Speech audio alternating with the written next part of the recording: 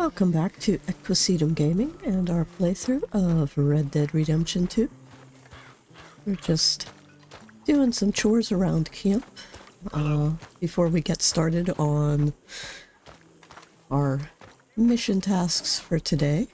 Hey, Arthur. Hey. Just say hi to John. But, yeah, I'm just doing this to warm up.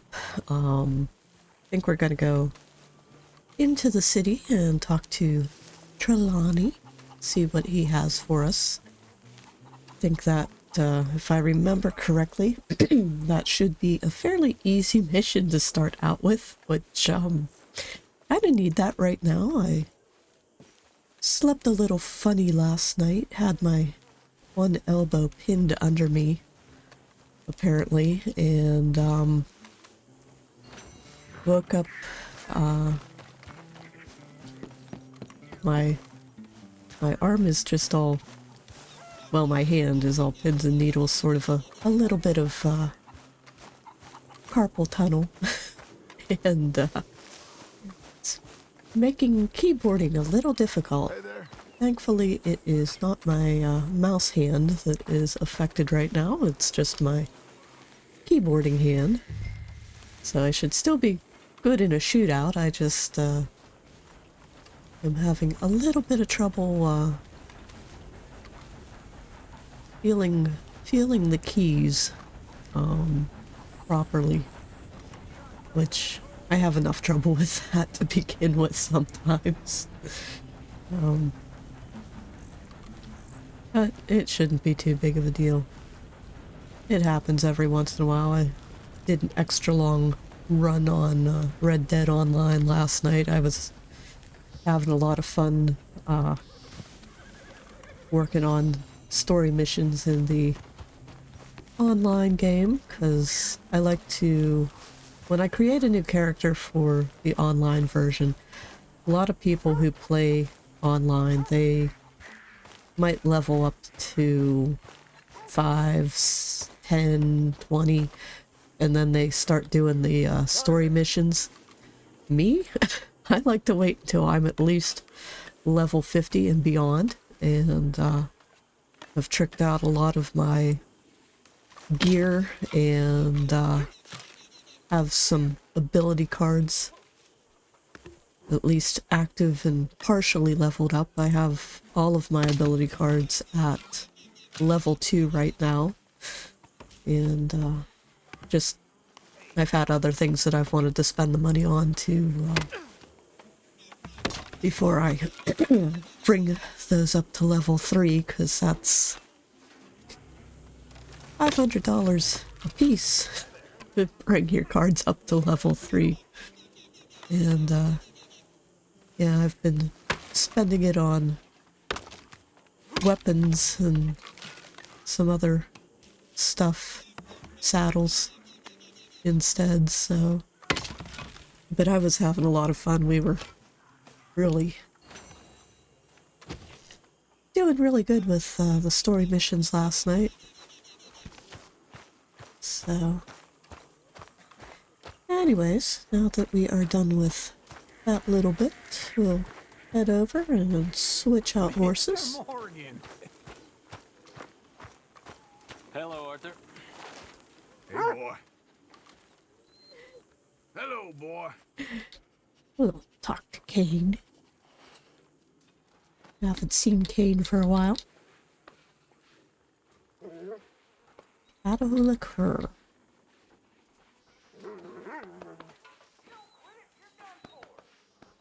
Cur dogs are cool.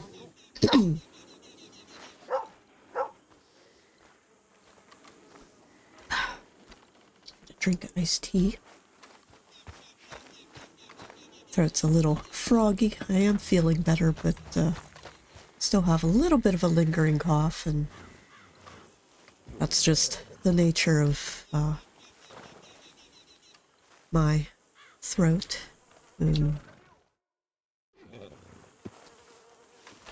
Sort of some genetics. My mother's the same way. After she's been sick, She usually has a lingering cough for a little while too. But we'll head on up. Visit Trelawny. But yeah, I like Kane. Kane's a cool dog. Wish we could do more with him in the game. But cur dogs there's a lot of different breeds of cur. I remember when I was in college we had a guest speaker come into one of my wildlife classes who worked for like the Fish and Game Commission over in New Jersey, and he brought his yellow or blackmouth yellow cur, I think is what they refer to the breed as. They really don't look too much different from a yellow lab, but they are temperament-wise very protective, really good guard dogs. They are sort of they can be a family dog, but they, you know, have one person that they really favor. And the reason why he had these dogs is they have a lot of nuisance black bears in New Jersey because like the animal rights activists refuse to let them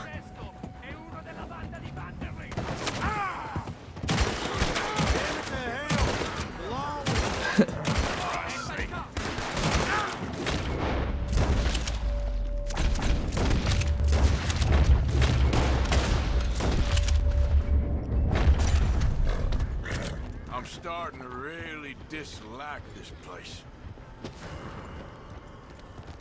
Hands to the hip, boys.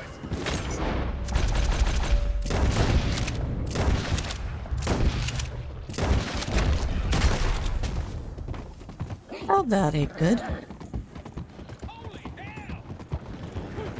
Well, guess we're gonna go and pay off a bounty first.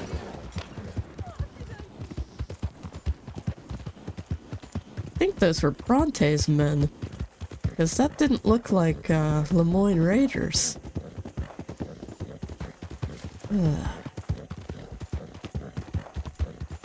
Alright. Closest place to pay off a bounty is going to be over here in Rhodes.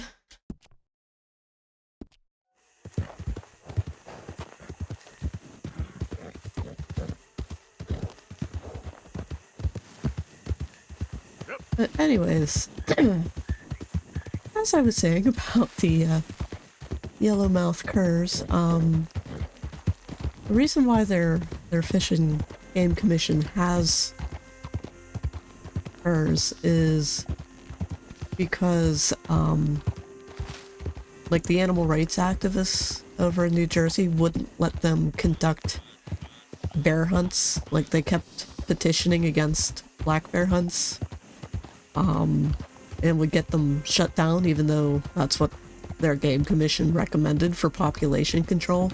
So the black bear population over there was just out of control, and they would get into dumpsters and people's bird feeders and garbage cans, and like the black bears, just a lot of them that were living near urban areas would lose all fear of people, and just became a really dangerous situation. So they would use the dogs to sort of track them and run them off, not necessarily to hurt them, although, you know, once a bear becomes a repeat offender and proves itself to not be afraid of humans and is in danger of attacking people, then yeah, it usually has to be put down, because there's just, when you're overpopulated, you don't have the habitat, the space to relocate them. and it's a really unfortunate situation. And just, you know, human. That feller I seen up to no good. Oh, shut up, buddy. I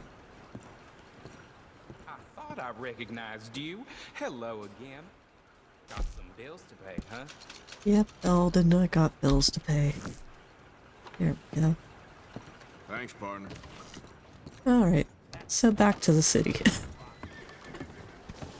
But, yeah, I mean, you're always gonna have issues with human-wildlife conflict, and it's not necessarily always about habitat loss or anything like that. Sometimes, you know, when you have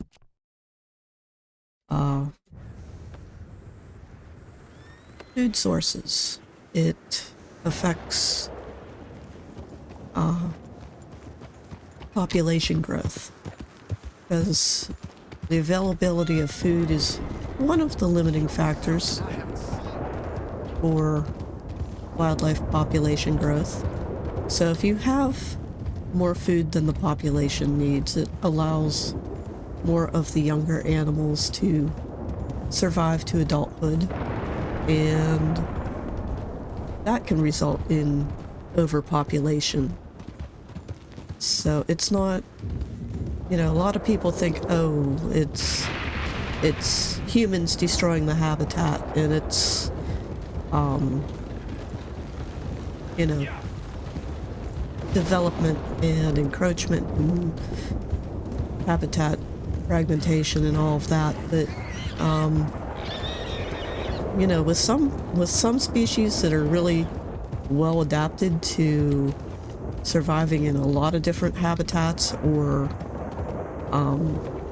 are used to dealing with very generalized habitats, you know, they don't specialize in one habitat over another, or they're able to adapt to human encroachment. It's usually not habitat that is the limiting factor. It is storm's over, Arthur. Let go of your hat. Yeah, it's usually an issue of too much food, not enough pressure from predators or hunting or disease, and that's what allows for human-wildlife conflict with certain species like black bears or raccoons or coyotes, deer. We have a really big issue with deer populations in Pennsylvania. But Hope we find someone who wants to be here. what else? And the sad thing is, like, if you don't do something to bring those populations back down to reasonable levels, nature will find a way to self-correct, and sometimes it self-corrects too far in the opposite direction. And that usually results in things like the spread of disease or starvation, and just you end up with a lot of really ugly, nasty death when nature self-corrects, if you don't, you know, bring in hunting or predators to self-correct for you, or for the population instead. So, anyways, get on with this episode now, and see what Trelawny has for us. Should be up here in the, I don't know what you would call this exactly. It's not exactly a courtyard, just sort of a little How do you do? space. outside the park. Yeah. That's not Trelawny. Oh, he's leaning against the... Oh, yeah. Ah, there you are, dear boy. Yes, here I am. Well, we're going to need to get you smartened up a bit. Why? Well, you can't play at the tables on a Lanahasi riverboat looking like this. You can't? Not if you want to fit in so well that no one will realize you're there to rob the place. Now, come on. Are we still doing that? Of course. We're going to fix you up so fine no one will notice a thing. Yeah, yeah. Hello, can I help you, gentlemen? Yes, my friend here is in need of a new suit. We are playing on the riverboat this evening. Make this gentleman look like the Duke he really is. It was the English's fault his grandfather had to emigrate. A bitter and jealous people. A very good choice, sir. In his profile. The heavy brow from all the inbreeding. I don't like that we can't really customize this piece, but I do like that we have Arthur in blue. Herr Strauss has scoped the whole thing out. It's quite ingenious, actually. What is? The action he has planned. Indeed, it's not much of an action at all. You play cards and win. And you're going to bet very big and flamboyantly while you win. And everyone's going to think you're some new money from the oil fields come to lay it on thick and drunk. All the while, Herr Strauss will be signaling you in your line of sight. When you bust the place, they'll take you upstairs to pay you off. And that is when Javier comes in, and you take whatever you want. You don't think they might see an armed Mexican coming into the safe with me? Sure, they might, but perhaps not. You will see. The suspense is killing me. Oh, don't be so jaded. We both know this is just the kind of innocent fun you thrive on. Well, after the past couple of months, armed robbery don't seem such an innocent pastime. No, but we, you, all of us, will be done here soon. I hope so. Come on. I prefer the light blue You're a big man with a little brain, aren't you? vest that we had Arthur in before. My good man, could you smarten up my dear hick friend here? Don't call Arthur a hick. This All right. unlikely fellow has made himself First a off, fortune in the oil fields. And extra left clean himself shaven. not a lick of manners or gentlemanly deportment. And hair. Well, very good, sir. No, it's not Trim. good. Not good at all. Not if they're going to let him play big at the tables tonight. I'm gonna leave it on level 6. But we are going to...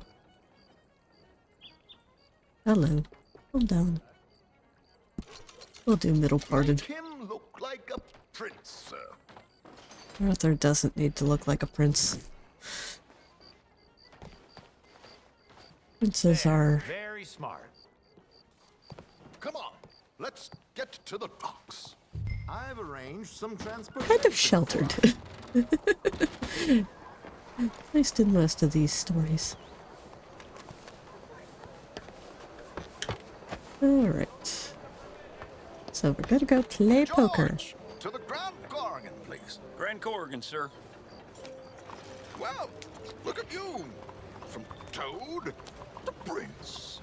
Yeah, this is a bit much, ain't it? The coach? We can't whinny up there on horses like a bunch of countrified yokels. You're a brash oil man. Money to burn. Which reminds me, no shuffling and mumbling. Puff your chest out. Get outside yourself. Yeah, all right. This ain't Hamlet. So, who's a mark? Is he all right, by the way, the driver? Oh, yes, don't worry. George and I go way back. It's a man called Desmond Blythe. Made a fortune in hosiery of all things. Likes to play fast and always keep some extra collateral in the safe upstairs. So, If Strauss is sitting behind him, how does he know what cards I got? He won't. But the dealer has recently become a very good friend of mine. Another one. Don't worry, Arthur. We're all the authors of our own good fortune. He'll make sure you get the right cards. What could possibly go wrong? Indeed. And what money am I playing with? Don't worry, that has all been arranged. Your chips will be waiting. Arthur, you could play with your own money. You have over 7,000. Arthur, leave any weaponry here. They'll search us when we get on. George, we'll collect these from you later. Very good, sir. Thank you, George. Good luck, sir. I don't want to leave my weapons there. Remember what I said, Arthur. Everyone is the author of his own good fortune. Yes, believe me, I heard every word. Watch Strauss, listen to the dealer, and this should be a very lucky night. There they are. Gentlemen, how wonderful to see you. Arthur, you remember this pair of boys we met in New York? Come on. Champagne is on dear old Arthur. He's rich as can be and feeling luckier than a turkey that survived Thanksgiving. Hello, gentlemen. Hello, dear boy. Come on, let's head aboard. Not sure about Javier's hand placement there. Alright. I like working with Javier. I'm afraid we require all patrons to hand over their guns. Good time. The In there. tables Don't await. let. I'll go find myself a change of clothes. Okay. You seem unsure. Robbing a heavily armed riverboat without a gun tends to bring out the self-doubt in me. People are virtually idiots. Little lower, Simple Arthur. stuff. Now have a good time, but don't lose too much money or your wife is going to kill me. Whatever you say. Now, where can I get a cocktail? Alright. Head on over to our We have a table. chair here with your name on it, sir.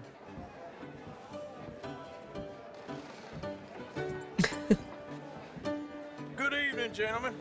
Arthur Callahan. Sorry I'm late. I had some unfinished business at the bar. Desmond Blythe. Evening. Not to worry. Welcome to the game, Mr. Callahan. Okay, gentlemen, let's play. Hope you're a player. Been too many cowards at these tables recently. Nothing less dignified than a man afraid to lose a little money. Look at this. Chips already stacked up waiting for me. I like this joint already. We aim to please, sir. So, how are we all faring? Some better than others. If we all fared the same in life now, where would the fun be? Quiet. Wait, not Desmond Blythe, the hosiery king. I should have brought my other wallet. Not my preferred title, but yes, you should have.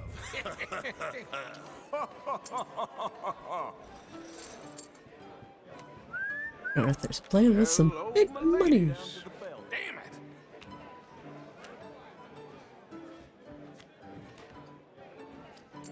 Mr. Blythe wins with 3 queens.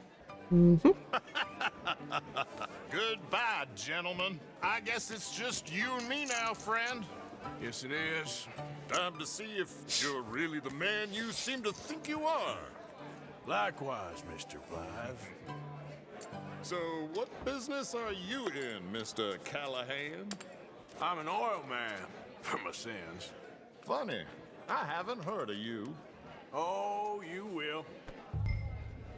You know, I thought about getting into hosiery, but I just look better in a suit. I would stick to oil, Mr. Callahan. I don't think you have a future on the stage. You sound just like my wife. I'm all in. Interesting.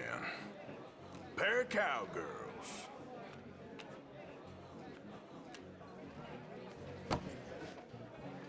Shit! Shit! I guess my luck held. Is that you done? Done? Bust. Or, you got something else to play with? Meaning? Well, I heard there was some big boys on this boat. Maybe that's not you. No offense. Sit your hillbilly ass down. Why? I got a watch.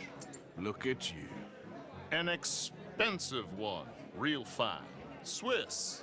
A Reutlinger, no less. It's in the safe upstairs. It's worth more than you. No, it's not. Okay. I've checked the price on that watch in this game, and Arthur would probably buy 10 of those. Big oil man like you. Of course, we've crossed paths. I was fortunate enough to tour a little operation of his up in New Hanover. Nice. I am 100% all in, Mr. Callahan. Don't worry, sir. Everyone is the Well, author of his own. Nothing ventured, nothing gained. The Pair kings. healer just Very good, but not good enough. had us the line. Uh-oh. Yes, you little beauty. Hard lines, Mr. Blythe. Mr. Callahan wins with an ace-high diamond flush. God Yep. damn you! No offense. None taken. Well played, sir.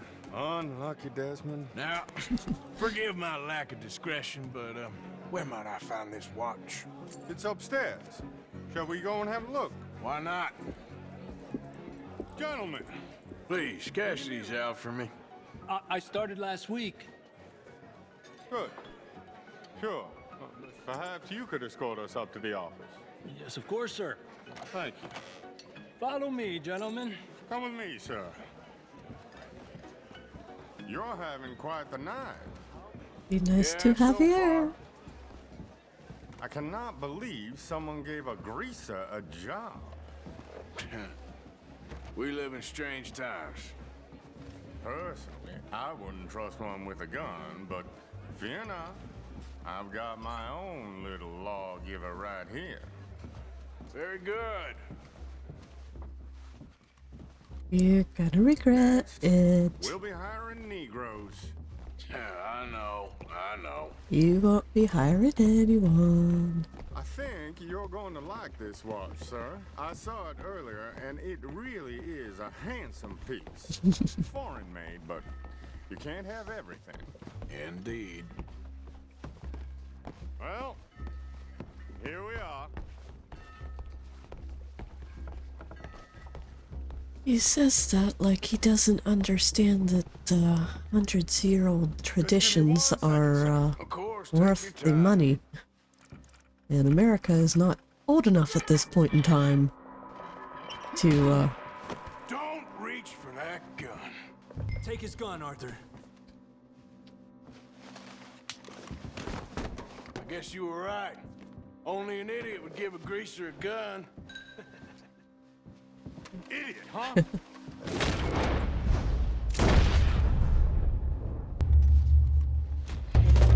Shit, let's hope no one heard that. Quick, clear the safe. Let's get out of here. Can't believe that asshole had another gun. The view in here is looking pretty good. How much is there? Must be a few thousand plus the watch. Nice. Now let's get out of here. Come on. Let's Can I go meet pick the up- others. Sure. come on. Can I please pick up that gun? No? Alright, fine. I reckon we've only got a few minutes to get out of here. If we're lucky.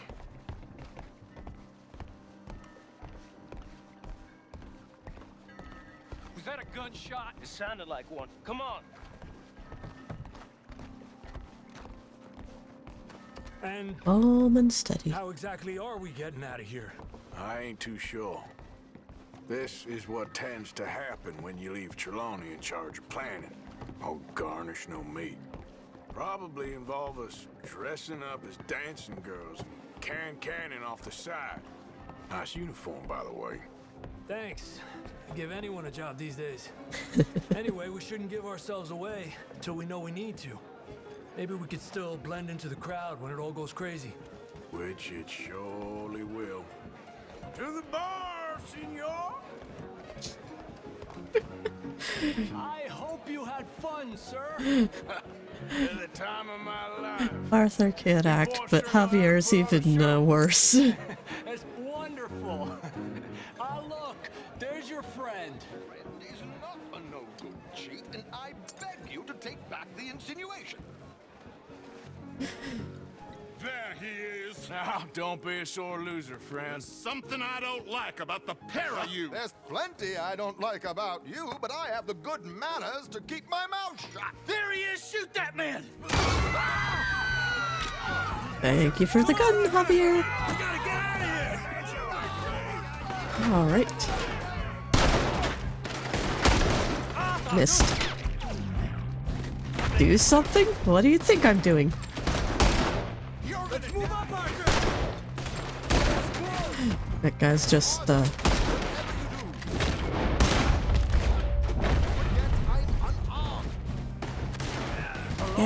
of there.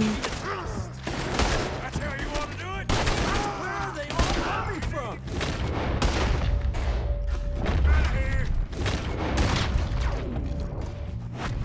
Don't you shoot my friends. I don't know. This ain't my show.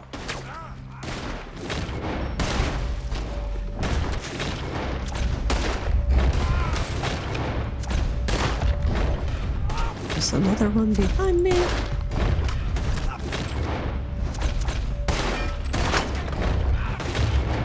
Hello. Dude, I think we already got that. Let's go. Damn it. We gotta go. Come on. Whee! Right next to me. Swim for sure. This is why you don't bring John on these missions. John can't swim. Well, never a dull moment. Yeah, that's one way of putting it. So, how much did we get?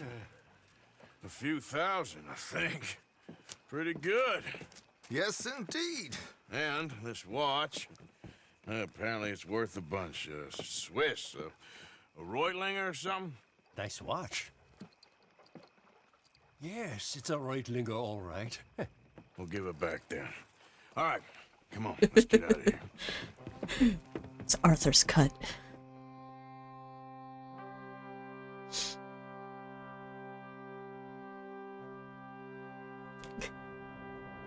Not sure why they make fun of Blythe for getting into hosiery. I mean, yeah, it's women's wear, but I would think men would be okay working with women. Yeah, I like to take time to actually take out the enemies, so I never escape within the time period. Yeah, the extra 75 is primarily the watch, I think. Oh. Nice chunk of change added to our total. Oh. Back out there, girl. Get on Timberline. And we have time. We'll head, we will head over and meet up with our French friend, Charles Jatanet, again.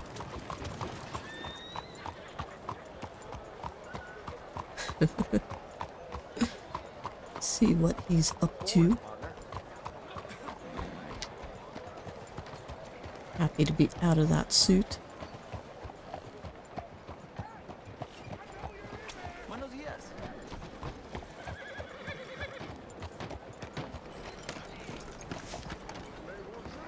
Morning, my friend. Morning. This doorway. You're a dead man.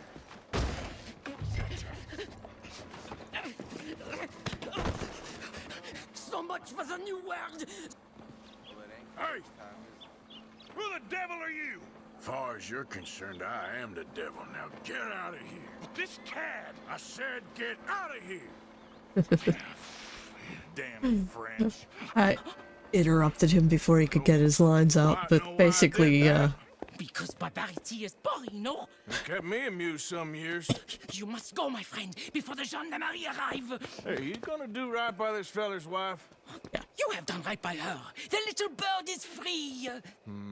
I am an artist, cowboy. I must do what I feel. Look, I have an exhibit at the gallery. You come, see what I mean.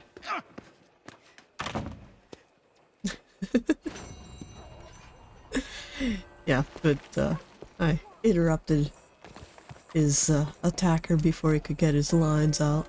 But Charles is sleeping with his wife.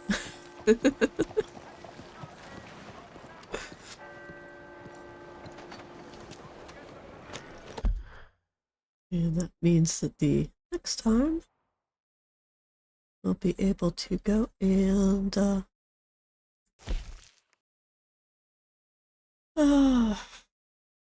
what do I want to do now? Anyways, next time we come back into the city, we can check out the art gallery, which will be nice. Algernon Wasp, or we can go check out that stranger. It's also the guy down in the park, usually. I think we'll go this way, because this is where we are close enough, or closest to.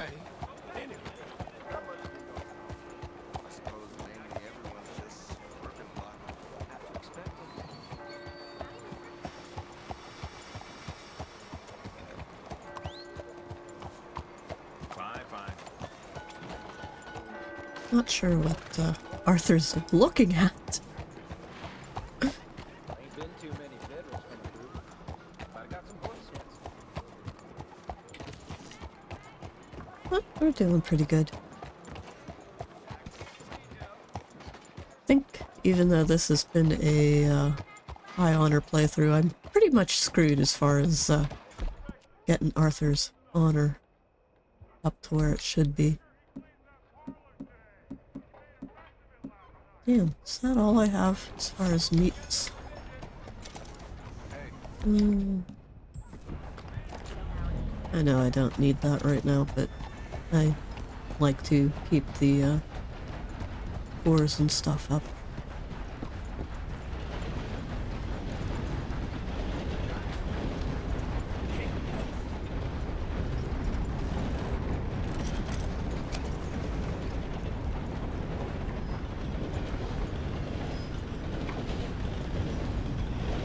Excuse me, bud!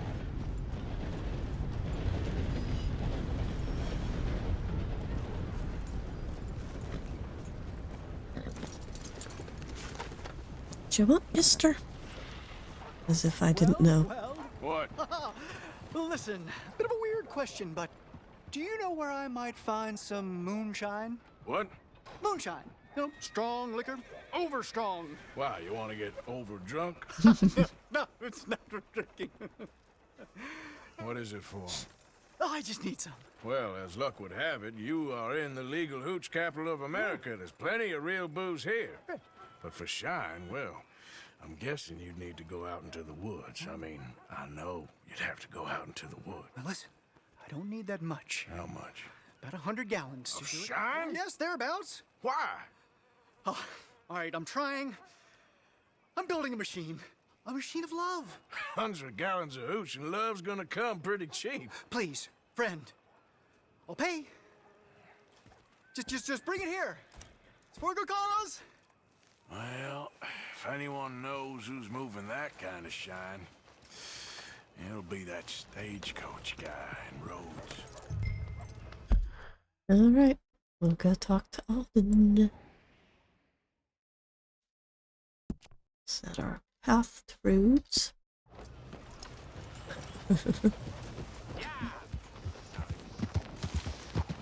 Alright.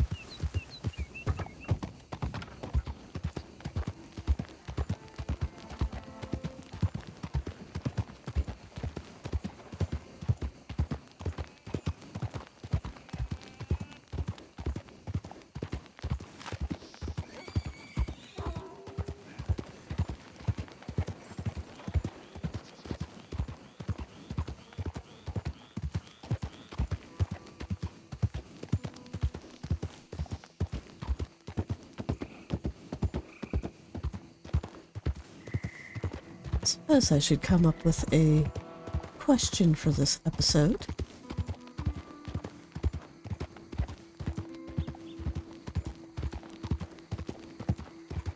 So, since we did the riverboat, not boot,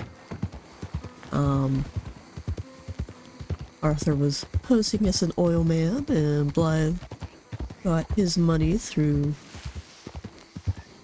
well, what basically is the equivalent of women's lingerie. I mean, come on, guys. You don't think that's a decent way to make a living? But,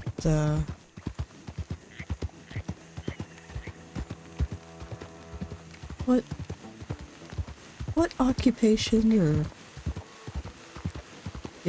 business do you think you would want to get into if you were trying to make it rich back in 1899 or prior? Not too much prior, but the general time period when these guys were growing up and living their lives.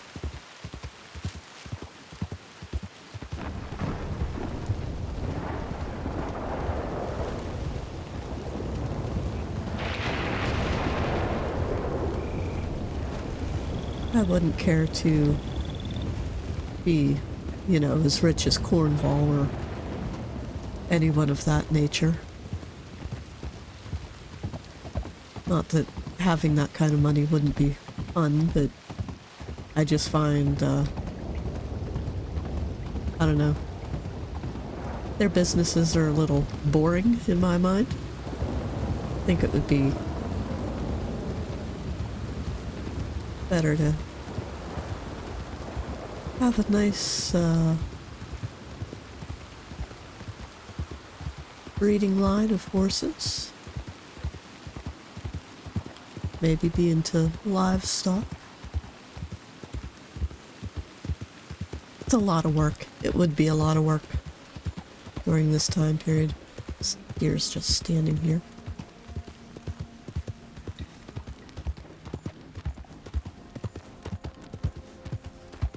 In one of the, in multiple meetings with the trapper, he says that he wouldn't want the competition from training an apprentice, but I'd certainly like to maybe learn some of his leatherworking skills.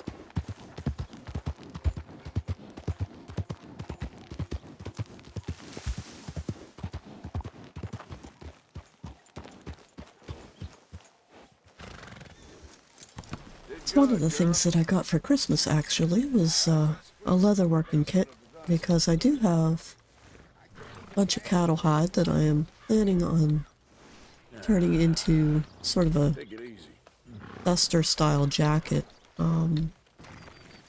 because I had, it's called a sheepskin and jacket that is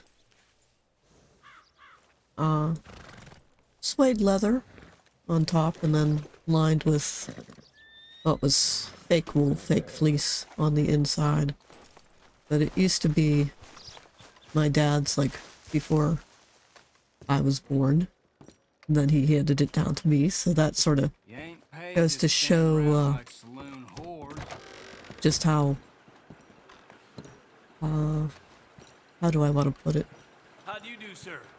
Tough, long-lasting, well-made that jacket was. I've got that information you asked for. Hello. Yeah.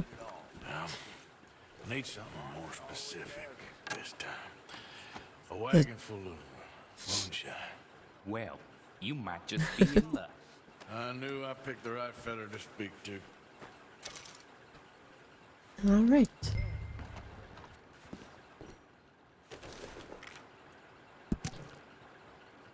Here's the note. But, anyways, like, Yeah, this jacket, it's a winter jacket. It lasted probably close to 50 years. Based on how long my dad had it before he gave it to me.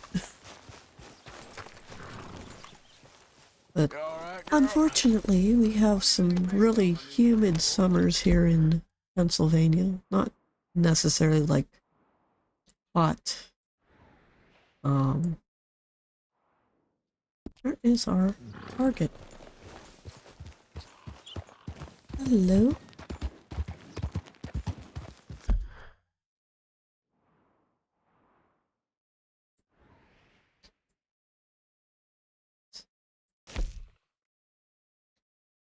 Okay.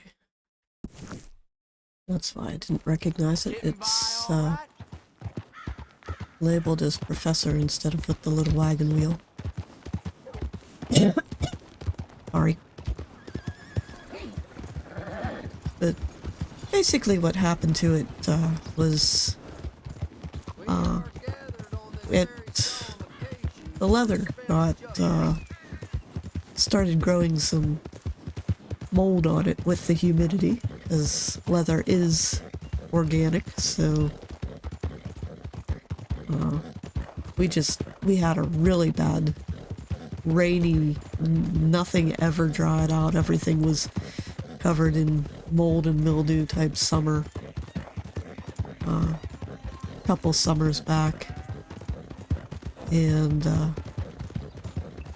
because it was a winter jacket, didn't actually take it out of the closet and check on it during the summer, and by the time I needed it the next winter, it was pretty much ruined. I mean, I have applied some leather cleaning products to it and got rid of the mold and stuff, but just the staining on the leather from the mold has rendered it really not something I want to wear out in public anymore. So I have my cattle leather, my cow hides, that I'm going to use my new leather working kit to make a replacement jacket for that one, and I'm really excited about that. So have to find the pattern though. My grandmother, when I was a little girl, I spent a lot of time learning to sew from her. Used to make a number of my clothes when I was growing up, which was a lot of fun, because it means I had stuff that nobody else had, and we'd go fabric shopping, and I could pick out, you know, my own fabrics and colors and all of that, which was a lot of fun. So, sort of got to customize my own wardrobe when I was little, doing that. Also made a lot of, like, pillow covers and little, we called them summer quilts. They were basically just 2 layers of cloth, just big enough to use if it was kind of cold, rainy day in the summer, but not too warm that they would be too much if it got humid or hot. There we go. No, you didn't stop soon enough. Get back in that brush. Stop. There we go. Put on our executioner's mask while we wait.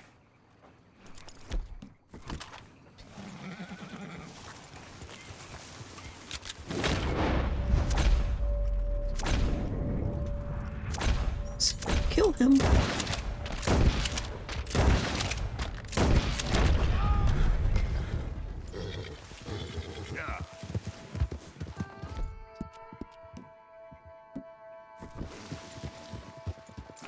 There we go.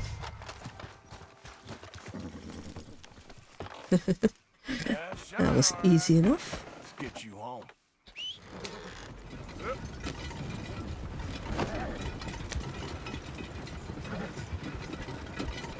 Suppose I can put my pistols away.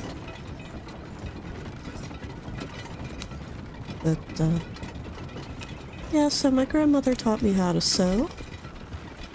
And,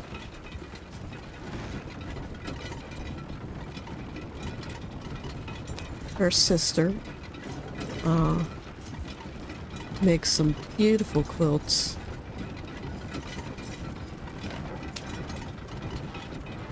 My grandmother also knew how to knit, and she taught me a little bit of knitting, but I never got into it as much as I do with the sewing. Well, I don't sew a lot.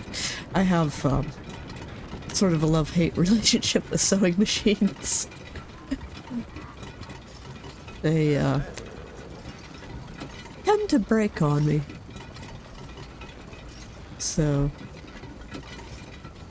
but I've done a lot of costuming for like just youth theater production type stuff. I've done a lot of sewing for that. I really like doing period pieces.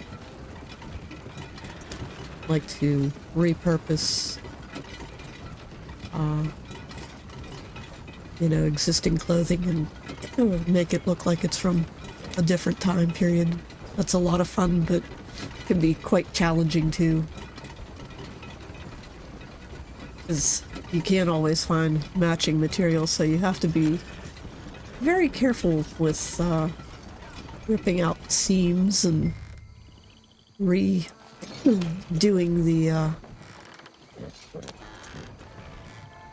the cut and the design, as you don't have a lot to work with.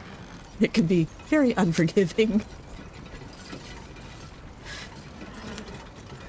But I haven't started working on the new jacket yet because I don't have a pattern yet to work with. But I definitely have a lot of cowhide. Sorry.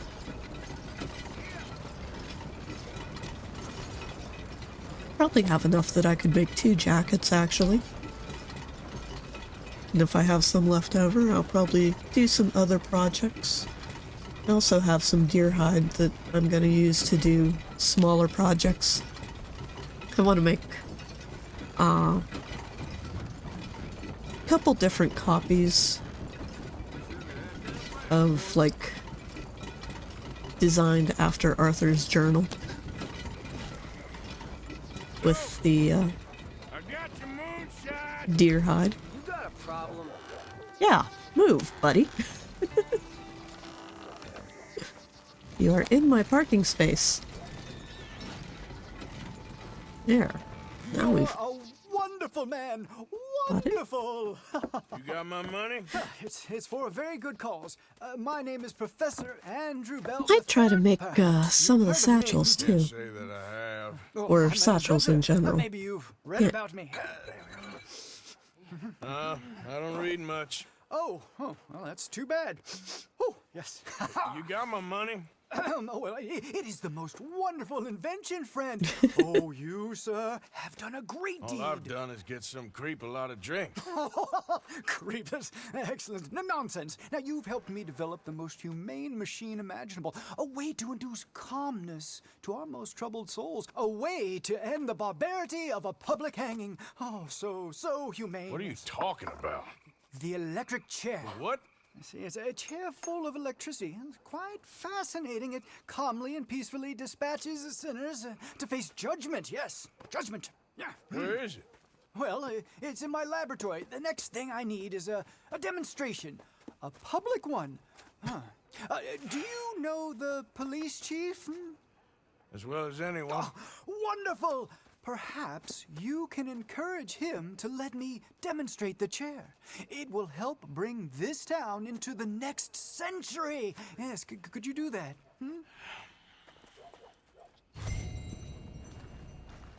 And that will have to wait until the next episode, as we are at the end of this one. Poor horses. So if you have enjoyed this episode, please give it a like, consider subscribing, and we'll see you in the next one. Bye for now.